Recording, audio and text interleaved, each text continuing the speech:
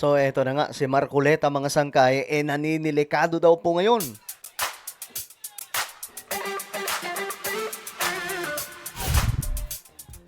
Yo guys, what's up? This is me. I'm back for another vlog today. Ang gulo po ng politika sa ating bansa, no?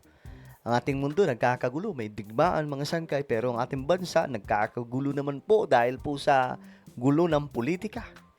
Anyway, bago tayo magtuloy-tuloy sa mga hindi pa po dyan nakakapag-subscribe sa ating YouTube channel, makikita nyo po yung subscribe button sa baba ng video na to. I-click nyo lamang po yung subscribe, i-click ang bell, at i-click nyo po yung all.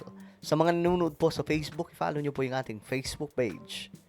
Okay, pag-usapan po natin itong si Marcoleta na ngayon ay delikado yung sitwasyon daw. Eto, tingnan po natin ang balitang ito, mga sangkay. Posible raw managot ang Commission on Appointments sakaling amyendahan ito ang pahayag ni Senator Rodante Marcoleta na isuko na ang Kalayaan Island Group. Ni Senador Panfilo Lacson, posible itong pumasok sa falsification of legislative documents. Yan ang Agenda Weekend Report ni Dexter Ganibe ng Abante. Tumitindi po yung banggaan ng dalawang to, no? Talagang mainit po sa isa't isa eh. Pero sa pagkakataong ito, pinataob po talaga ni Lacson si Marcoleta. Ano ba talaga ipagpapatayan natin dito? Ito yung statement na nagpaguho sa pagkatao ni Rodante Marcoleta. We will offer our lives, including the lives of our children, and to die for it. Alam niyo yung ganyang statement? Statement yan ng mga duwag eh. For something that is not even within our EEZ.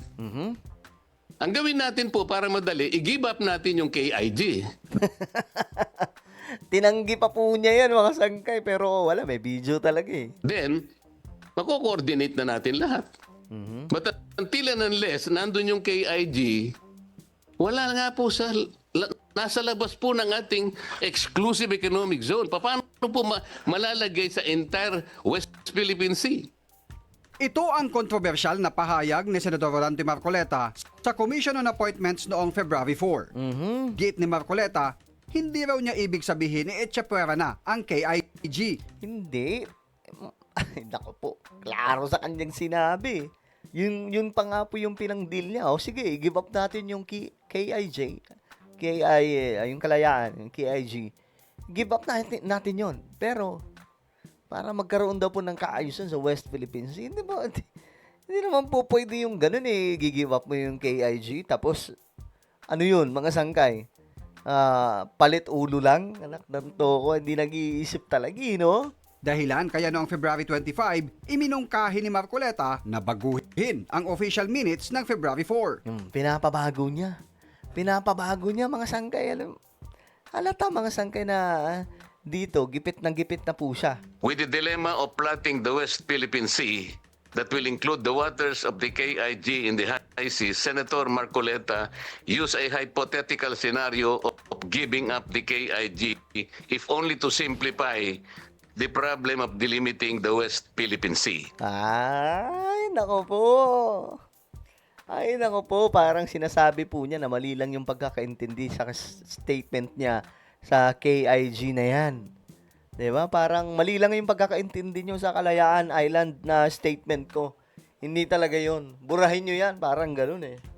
Pero babala ni Senador Panfilo Lacson sa CA, posible silang managot sa paglabag sa batas kung aamyandahan nito ang minutes ng pagdinig noong February 4. Correct. Giit ni Lacson, nakasaad sa Republic Act No. 10951 na nag-aamyanda sa Article 170 ng Revised Penal Code na maaaring patawan ng parusang presyon koresyonal sa pinakamataas na antas at multang 1.2 million pesos ang falsification of legislative documents. Yari. Yan ay kung walang sapat na authority ang sino mang magbabago ng anumang panukalang batas, resolusyon o ordinansang pinagtibay, inaprobahan o nakabinbin sa lehislatura o sa alinmang provincial board o municipal council.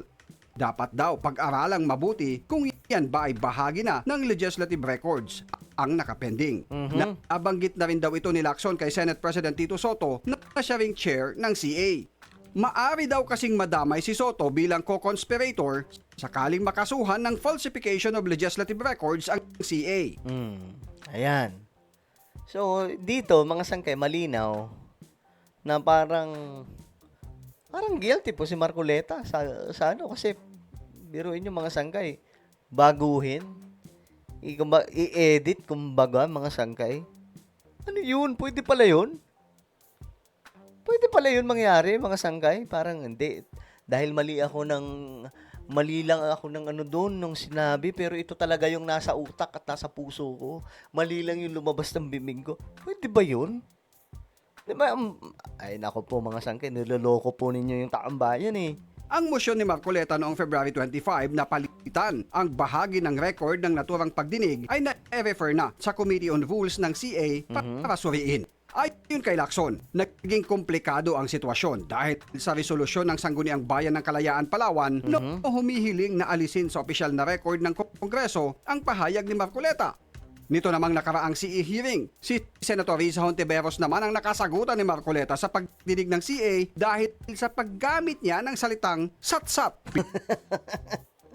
Alam niyo ito si Marcoleta, mga sangkay, sabi pa nga po ng Tweety Bird ni Ramon Tulfo.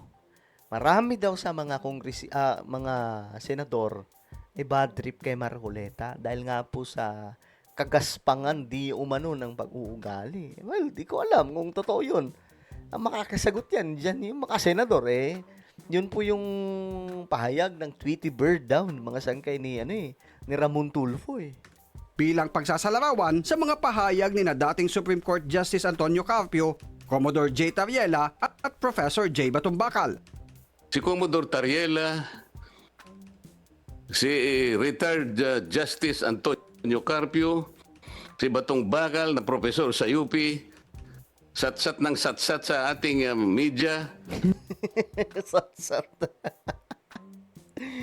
Ay nako, may papadelete na naman si Marcoleta na statement niya. Hindi nag-iisip sa mga sinasabi, no? Tapos pagka next magmo-motion na pwede bang tanggalin natin yung minutes na yon, i-edit natin yon kasi hindi naman talaga dapat ang ko doon, yung nasa isip ko, iba iba lang talaga yung lumabas sa bibig ko, satsat. Oh man. Mr. Chair, may I interject? I am not yet finished, Mr. Chair. I will request with the indulgence of the Let me finish. Senator Let me Marcoleta, finish. just I want to finish interject. my statement. Ang salitang satsat ay karaniwan nagre-refer po sa isang Tagalog term para sa idle gossip, chatter, o babble. Kalaunan ay sumang-ayon din si Marcoleta na mapalitan ng mas nararapat na salita ang una niyang binanggit na satsat kasunod ng mosyon ni Hontiveros na alisin o palitan ito. Nakakatawa talaga to si Marcoleta, nakakatawa Well, ano po ang inyong opinion? Comment down below. Meron po tayong YouTube channel. Ito po yung Sangkay Revelation. Hanapin nyo po ito ngayon sa YouTube. Kapag nakita nyo na, i-click nyo po yung subscribe, i-click ang bell, at i-click nyo po yung all. Ako na po yung magpapaalam. Mag-iingat pong lahat. God bless everyone.